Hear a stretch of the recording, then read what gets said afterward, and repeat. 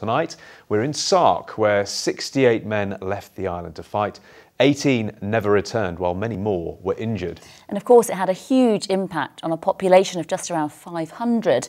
Islander Reg Guille tells us his personal story of a generation lost to his family and why we should never forget.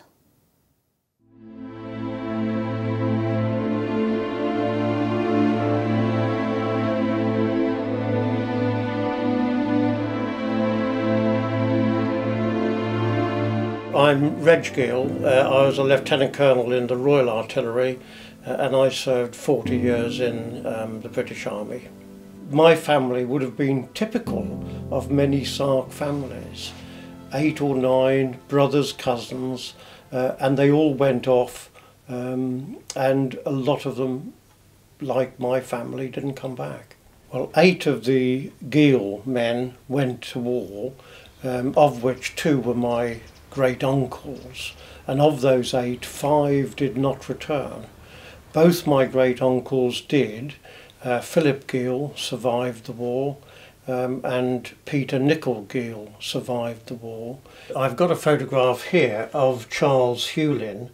He was married to Elizabeth Guille, so she would have been one of my relatives, and he went to France in 1917 and took part in the Battle of Cambrai, and he was taken prisoner of war during that battle, along with some other Sark men.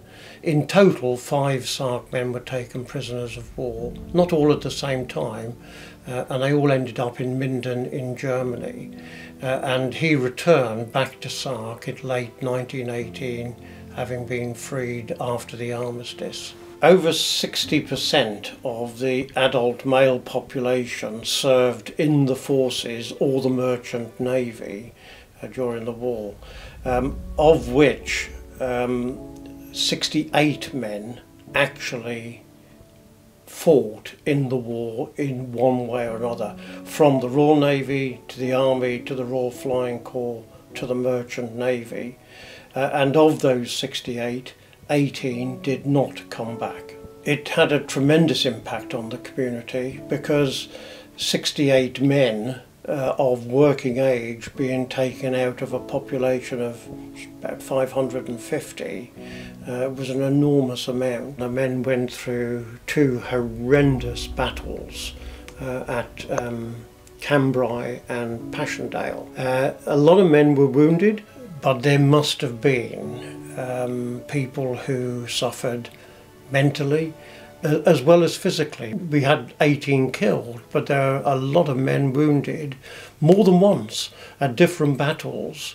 Men were wounded, so they'd be wounded in one battle, go to hospital, come back into the front line, be wounded again.